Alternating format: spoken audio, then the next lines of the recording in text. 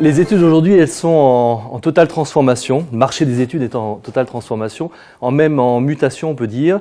Et la France, qui reste dans le top 5 mondial, avec les États-Unis, la Grande-Bretagne, l'Allemagne et la Chine, n'échappe pas à ce mouvement de fond. Alors, mutation technique, et ça tout le monde vous le dira, la chaîne de production de l'amont vers l'aval est aujourd'hui tout à fait questionnée. C'est-à-dire au moment où on recueille les informations, on capture les insights consommateurs, jusqu'au moment où on délivre les résultats, toute cette chaîne de production, elle est à réinventer. Mutation financière également, parce qu'aujourd'hui, on se rend compte que nos business models sont un peu à bout de souffle.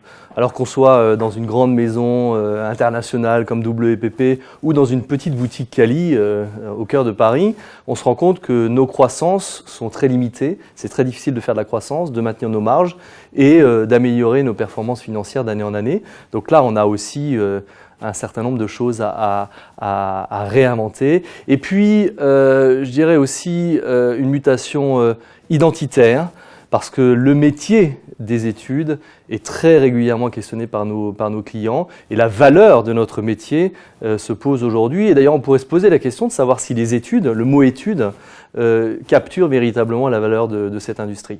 Comment elles doivent évoluer?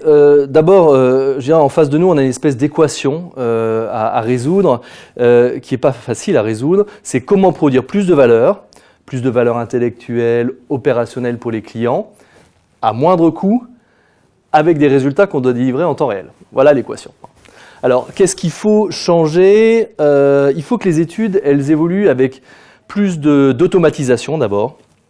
Et là, la nouvelle technologie va nous aider beaucoup, nous aide aujourd'hui, mais va encore nous aider plus demain, notamment si on réfléchit à ce que peut produire l'intelligence artificielle comme niveau d'analyse demain. C'est des choses qui vont venir dans les études.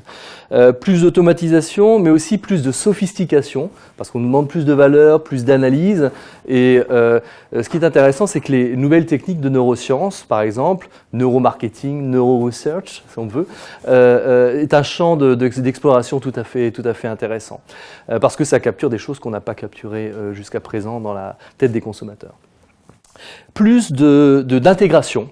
Alors pas simplement d'intégration de différentes données qui viennent d'autres études, par exemple des panels, d'autres études que les clients réalisent, ou alors d'autres sources d'informations, mais aussi intégration de nouvelles compétences et probablement d'intégrer des ressources qui viennent d'industries connexes aux études. Ça, c'est quelque chose qui est très souhaitable dans l'avenir.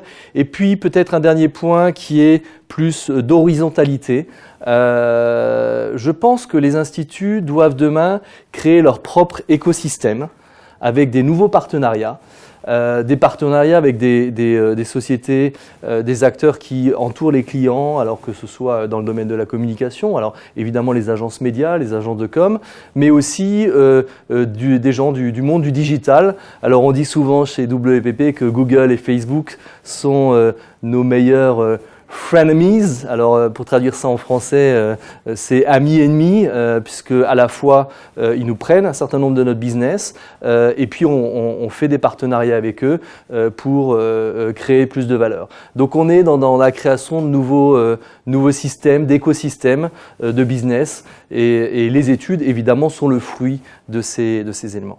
Alors le mot à bannir pour 2015. D'abord j'aime pas trop cette idée, mais bon, ok. Peut-être le pessimisme.